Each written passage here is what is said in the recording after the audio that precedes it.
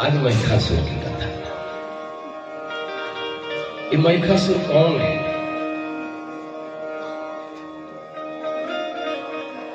एक महाराज दनु हुए। दनु के दो बेटा हुए।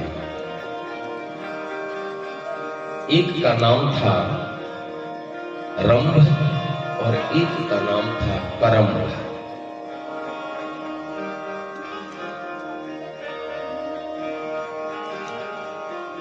ये दोनों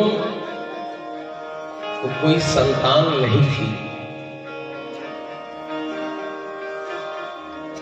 और ये दोनों चल पड़े तपस्या करने संतान की इच्छा से। कर्म जो था वह जल में प्रविष्ट होकर के तपस्या करने लगा और रंभ जो था एक वृक्ष के नीचे बैठ करके और अग्निदेव की तपस्या करना प्रारंभ। तपस्या जैसे दोनों की प्रारंभ हुई तो ये बात स्वर्ग तक पहुंच गई। उस समय राजा इंद्र थे और इंद्र को लगा कि ये राक्षस हमारी गद्दी हड़पने के लिए तप कर रहे हैं, शक्ति इकट्ठा कर रहे हैं। हमेशा ही इंद्र डरा रहता है। और ध्यान दें, इंद्र एक उपाधि का नाम है। हर मनवंतर में इंद्र बदल जाते हैं। तो जब इसको पता चला इंद्र को कि ये दोनों राक्षस मेरी कहीं गद्दी न हड़प ले, तो एक ग्राह का रूप बना करके इंद्र और जल में प्रविष्ट हो गया और करम्भ को मार डाला।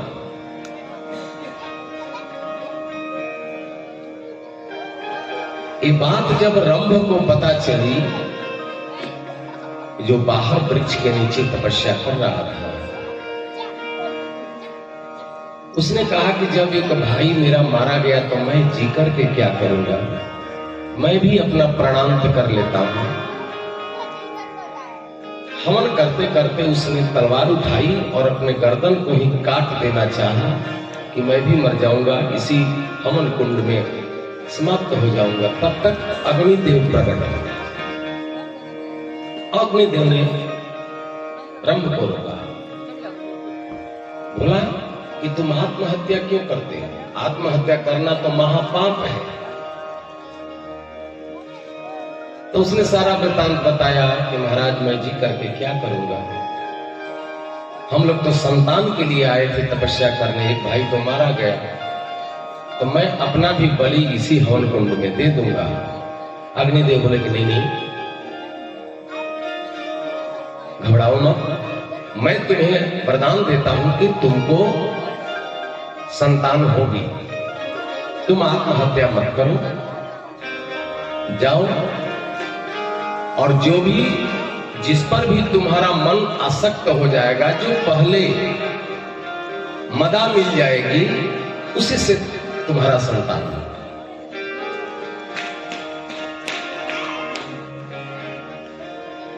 रंभ प्रसन्न होकर के चला। पशुवत भाव तो था ही। रास्ते में उसे एक भैंस दिखाई पड़ी। भैंस दिखाई पड़ गई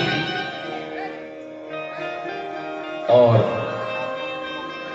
एक पशुवत स्वभाव वाला रंभ उसी पर आसक्त हो गया। वह भैंस गर्भवती हो गई। अग्निदेव का वरदान तो था ही। और एक और विचित्र बात हुई कि एक भैंसा भी था जो उस महिक पर आसक्त था। ये बात जब रंभ को पता चली तो दोनों में बड़ा युद्ध हुआ। उस महिक यानी भैंसा में, महिक में और इस रंभ में। इस युद्ध में रंभ मारा गया, बड़ा बलवान था वैसा। अब वो जो महिक थी, जो भैंस थी, वो तो अकेली पड़ गई। अब वो डर के मारे भागी और पीछे पीछे वो भैंसा था। गंधर्व जहां रहते थे वहां जाकर के इस भैंस ने शरण लिया और गंधर्वों ने उसकी रक्षा करी। गंधर्वों से उस भैंसे का युद्ध हुआ और गंधर्वों ने उस भैंसा को मारा।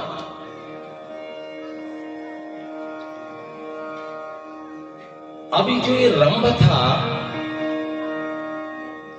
इसके मृत शरीर को लाकर के गंधर्वों ने चिता बनाई और उस पर इसको जलाने के लिए तैयार हुए।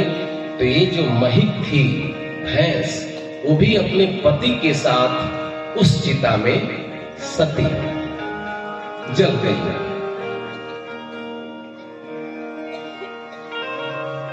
जब दोनों चुकी, अब भैंस गर्भवती थी, तो जब जलने लगी तो उसी चिता में से एक बालक का जन्म हो गया, जिसका नाम पड़ा महिषासुर। महिक असुर, महिषासुर।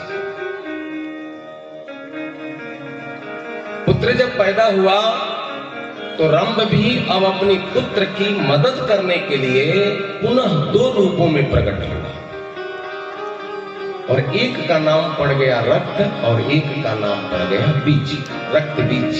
ये भी राक्षस।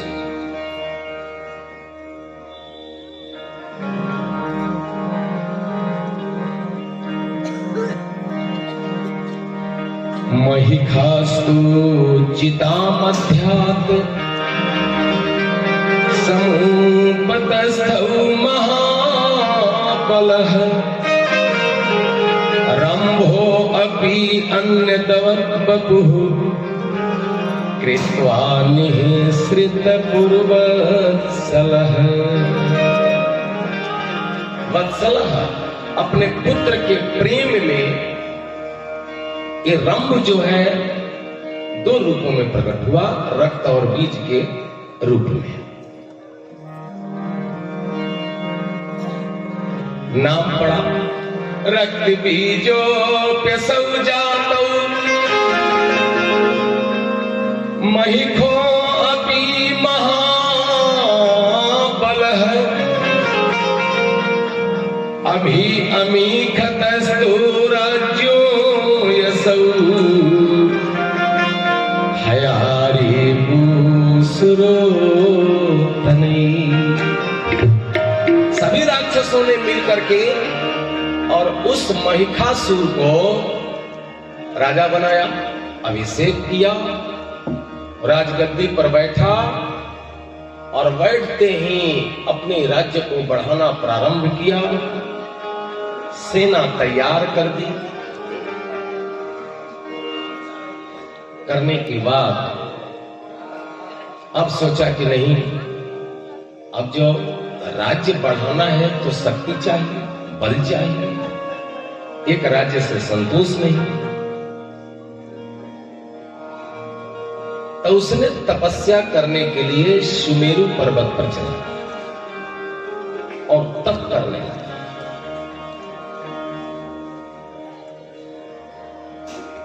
तप करके और ब्रह्मा जी को प्रसन्न कर लिया।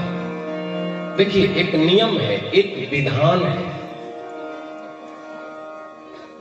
विधान यह है कि जो जिस देवता का तपस्या करेगा, तप करेगा, उसकी तपस्या पूर्ण होगी तो वह देवता प्रकट होकर के और जो वरदान मांगेगा वही देना पड़ेगा।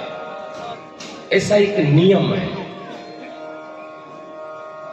उस नियम के तहत अब वो वरदान पाकर के चाहे वो समाज का कल्याण करे, चाहे समाज को रुला, लेकिन वो शक्ति उसको मिलेगी, क्योंकि उसने वो नियम का पालन किया, तप किया है। ये विधान है, चाहे वो देव हो या चाहे वो असुर।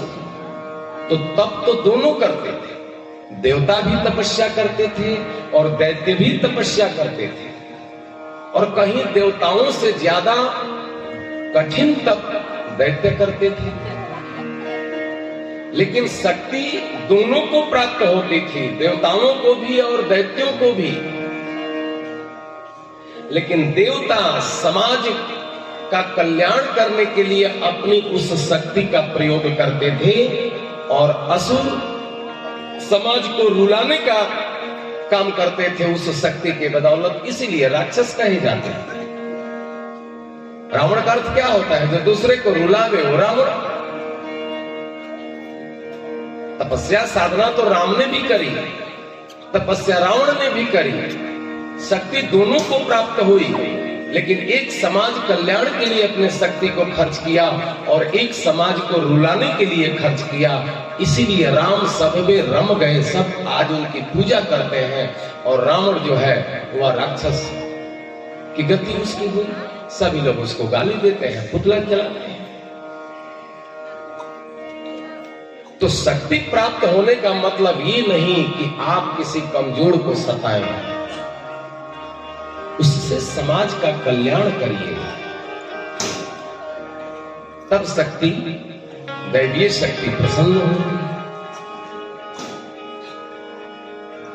भगवान ने यदि बल दिया है, पराक्रम दिया है, धन दौलत दिया है, बुद्धि ज्ञान दिया है, तो उससे समाज का कल्याण करो, भला करो, तब आपकी नाम, प्रतिष्ठा, जस, कीर्ति इस समाज में, संसार में बनी रहती। यदि हम अपनी बल पराक्रम से, धन संपत्ति से समाज का भला नहीं करते हैं, समाज को रुलाते हैं, दुख देते हैं, तो फिर समाज मरने के बाद गाली ही देगा और क्या करेगा। बोलो राधे राधे। राधे राधे। इसलिए कबीरदास ने कहा, कबीर जी ने, कि बड़ा हुआ तो क्या हुआ,